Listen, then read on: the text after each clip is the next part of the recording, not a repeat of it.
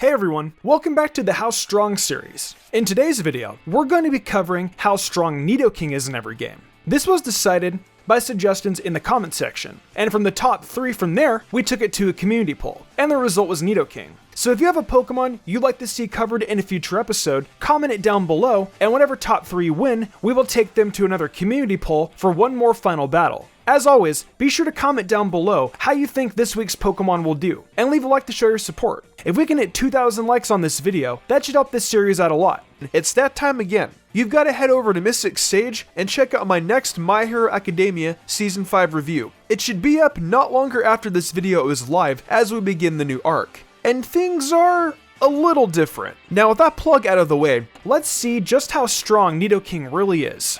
Starting off in red, blue, and yellow, you can catch Nidoran at the start of your adventure in these games on Route 22. Once you evolve Nidoran to Nidorino at level 16, you should most likely have your Moonstone from Mount Moon, which would allow for you to have access to Nidoking at level 16. Unless you're looking for the double kick at level 50, there is no real reason to wait on this evolution, unlike in future games. So I'd go to evolve Nidorino as soon as possible to get any use out of this Pokemon that you can. Your matchups with Nidoking are extremely dependent on what TMs you end up accessing, which is very unfortunate because for matchups such as Misty, you don't get the Thunderbolt TM for example until the gym directly afterwards. Luckily though, Surge and Koga's gyms have very little ways of damaging Nidoking at all. Erica will also be fairly easy, but you'll need to get Ice Beam by buying fresh water from the department store vending machines. Finally, you can acquire Surf in Fuchsia City, which will be very handy against Blaine and Giovanni's gyms. With all 8 badges out of the way, we are now on to the Elite Four. With a combination of Earthquake, Ice Beam, and Thunderbolt, you can do a substantial amount of damage to every member of the E4. For Lorelei, you can hit 4 of her Pokemon with Thunderbolt for super effective damage, but be wary because her entire team can hit Nidoking for super effective damage. Bruno's probably your toughest matchup since Nidoking lacks any good moves to damage this team outside of the Onix, but you still can do a fair bit of damage most likely with Earthquake. Agatha's team dies to the combination of Earthquake and Ice Beam. Meanwhile, Lance's team dies to Thunderbolt and Ice Beam.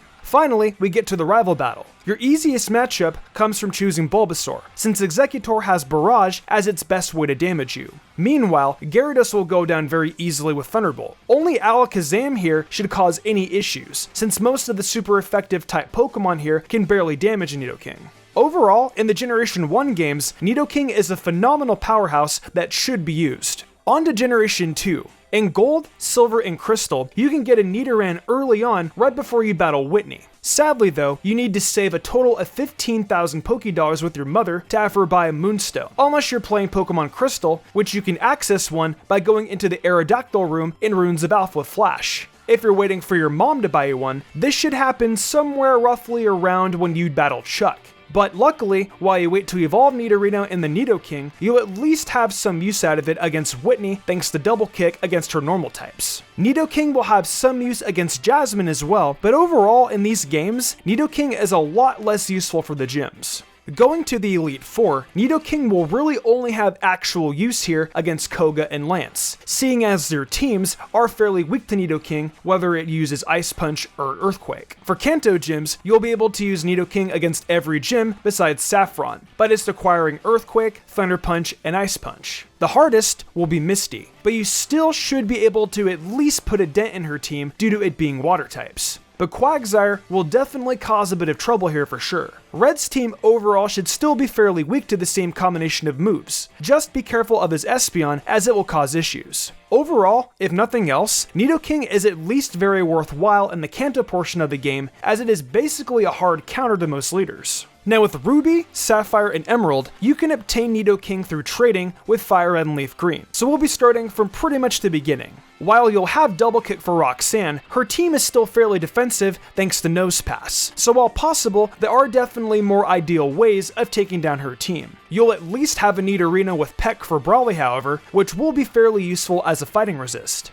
Sadly, the Moonstone isn't available until after Watson, however. So while Nidoking would be great here, it's out of the question for this fight, sadly. For Flannery's gym, you will lack any ground type options outside of Dig, but it's still better than nothing as Nidoking's ground typing will put in a lot of work here. Other than Flannery, you'll actually have pretty bad matchups against most bosses in this region. The only option Nidoking will have to truly shine otherwise will be if you teach it Thunderbolt against Winona, Juan, or Wallace. However, this will only go so far, as most of the mons they use are extremely bulky, and will take a hit or two. The Elite Four in this region is also not really pretty. Your only real good matchups will come against Drake if you teach Nidoking Ice Beam or Blizzard, and against Steven if you're playing Ruby or Sapphire. If you're playing Emerald, you'll have a harder time due to playing Wallace, who has a very similar style of team to Juan, just stronger. Overall, I recommend against using Nidoking in these games. However, I think there's at least more merit to using it in Ruby and Sapphire due to the fact to at least have one more battle Nidoking will actually perform well in. Fire Red and Leaf Green overall don't have a lot of changes for Nidoking. However, there are a few changes, and that's the fact it can learn Mega Horn at level 43, and you will be able to have it use Dig in the early game as well. You can get Dig from the Team Rocket member who robbed the house.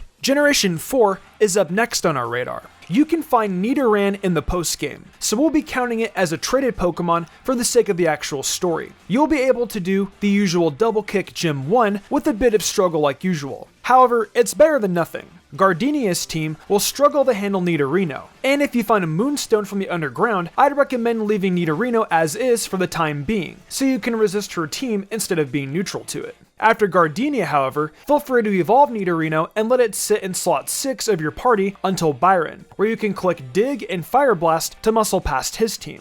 You'll use Nidoking one last time prior to the Elite Four against Volkner, whose team you'll want Earthquake. And if you're playing Diamond and Pearl, an electric attack such as Shockwave or Thunderbolt can be helpful against Octillery. Right before the Elite Four, you'll have a rival battle, which you could definitely tailor to your liking with the ground, fire, and electric combination for attacks. However, your rival has a fair bit of outs regardless of the team he has, such as Staraptor and Floatzel. You'll at least have a fairly good time with fire, ground, electric, and ice attacks against the majority of the E4. Aaron's team doesn't really have a good way of actually damaging your Nidoking, and while Bertha and Flint have Pokemon that can put up a fight, you can position around them. After this though, Nidoking is relegated to the back again since Lucian and Cynthia will cause far too many problems. Even against Pokemon Nidoking should hit for super effective damage, it's really not worth using. Overall, Nidoking is strong for these games still, so just don't expect it to really do much in your final two battles is all.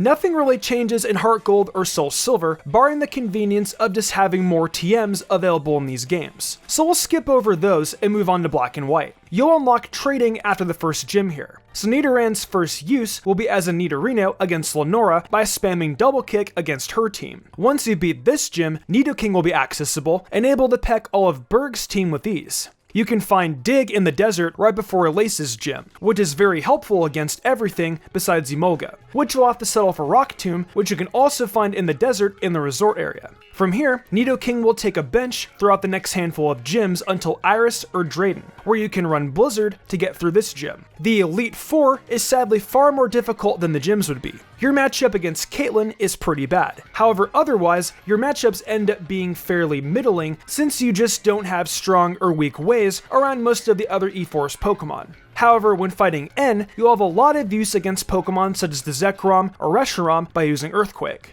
Despite how useless Nidoking is through the E4 portion besides against N, I'd still recommend using it for that fight alone, as well as the gyms prior to it, since it provides a fair bit of use thanks to TMs. Not much changes going into Black and White 2, however there are a couple noteworthy changes. For one, you'll miss out on Nidoking against Elesa, since the Moonstone isn't easily accessible until Route 6. This is a pretty significant change, since you'll lose out on arguably Nidoking's best matchup by losing out on your electric immunity. You'll also lose out on your strong matchup against Drayden and Iris, due to playing against Marlin this time around instead, who is a fairly bad matchup. You can teach Thunderbolt to help alleviate this, but overall, similar to Juan and Wallace in Ruby, Sapphire, and Emerald, his team is fairly bulky, so be careful. The only other significant change would come in the form of your battle against a champion, who is now Iris. her team actually does struggle with Nidoking. As long as you teach it Thunderbolt, Blizzard, and Earthquake, you should be fine. Overall, I think these factors would actually make it so I would not recommend using Nidoking in these games, since you won't be able to evolve it in time to truly perform in your Relay matchup. Pokemon X and Y, we can gain access to Nidoran right after the second gym. This allows for you to have Nidorino for Ramos, and then are able to evolve it into a Nidoking for Clement's gym. You should have no struggle against either gym, but luckily in these games, you'll actually also have a gym where your position typing should come into play finally due to there being a fairy gym. Except there's a Mr. Mime that can hit you super effectively. I guess you can at least use Poison Jab on the Sylveon and a ground type move on Mawile, but at least besides Mr. Mime, you'll have an overall good time against this gym. After this, you'll finally have a noteworthy rival matchup against Trevor and Shauna's teams, thanks to just your stabs and something to hit Trevor's Aerodactyl. For the Elite Four, you'll have a strong time yet again, as you can use Earthquake, Ice Beam, and Thunderbolt extremely freely. Your worst matchup is Seabold due to his team's speed and the fact it's a water-type match. However, you can still probably get a kill or two off. Finally though, we have Diantha's battle, where you can handle everything with Ice Beam, Earthquake, and Poison Jab. Beware of Mega Gardevoir and Aurorus, however, as it can cause issues, but Aurorus at least should be OHKO'd by Earthquake, so it isn't as big of a deal. Overall, X and Y are easily the strongest cases to use Nidoking so far, besides the Kanto ones. We're going to be skipping Omega Ruby and Alpha Sapphire because nothing really changes here for Nidoking. We now move on to Sun and Moon, another trade generation for Nidoran, where it will start off as a strong option against the first boss by using Double Kick. Nothing really changes here. We'll keep Nidorino to take on the grass boss, being Mallow's trial this time around, which works out conveniently anyway since you can't actually get a Moonstone until Route 13. This means you'll miss out on Nidoking for the electric trial, however this being a Vikavolt isn't the worst thing in the world.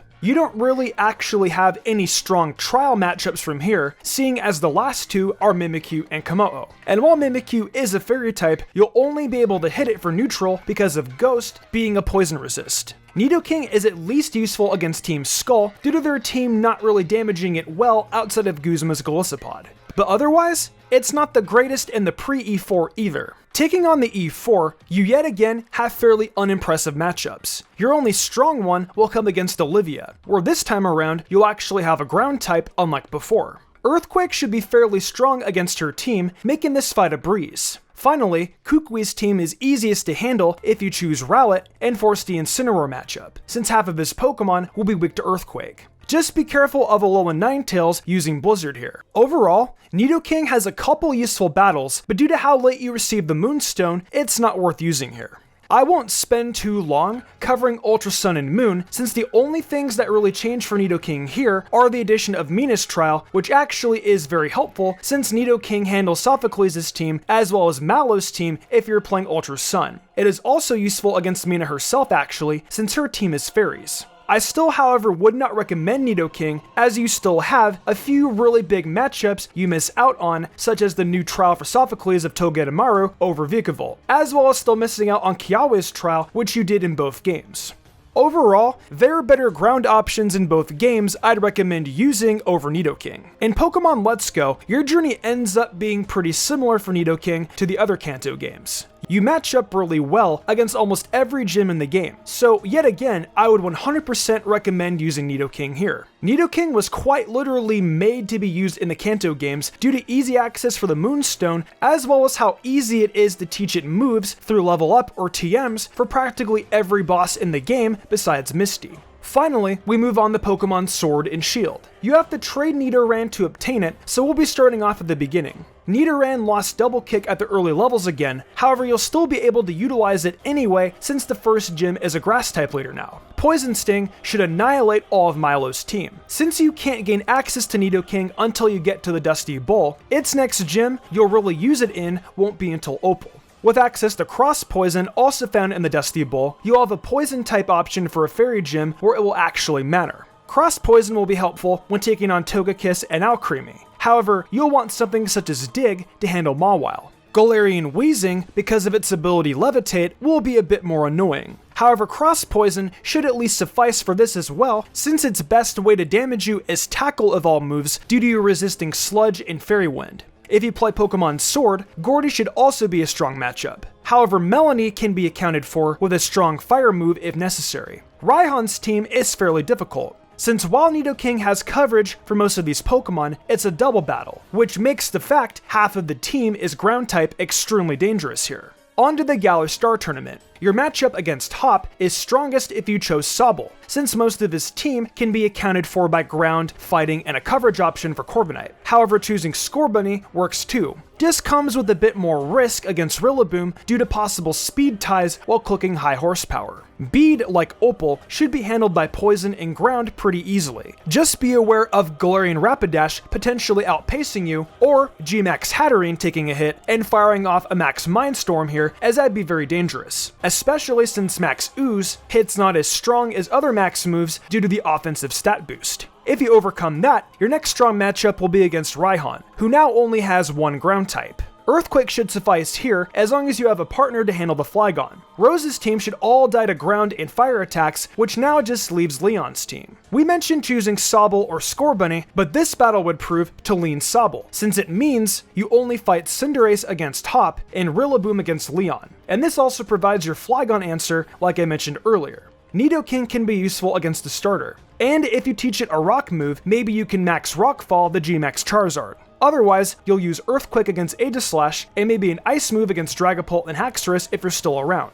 Overall, Nidoking is pretty strong in these games, and I would highly recommend using it. Well, that's going to do it for how strong Nidoking is in every game. Nidoking proves to be a pretty destructive Pokemon in almost every game it touches, with only a couple exceptions that mostly stem from very specific bosses or a lack of availability for your Moonstone. Anyhow, I hope you all enjoyed this video. Be sure to comment down below what you thought and what Pokemon you all want to see next. I'll be selecting the 3 Pokemon with the most likes and putting them head to head in a poll for the next choice. So if you want to see your favorite Pokemon analyzed, make sure you're liking or commenting. So with that said, thank you to everyone for watching the video. Huge thanks to my phenomenal team and the amazing art done each week by Danny the Demon. I couldn't do all this without them. If you all enjoyed the video and want to see more content like this, be sure to leave a like, subscribe, and hit that notification bell. Be sure to leave a comment too, as it really helps us out. I also do other content on my Twitch, where I stream Genshin Impact, Mystic Zora, where I do Pokemon Let's Plays and other gaming content, and of course MysticSage, where I do all anime content.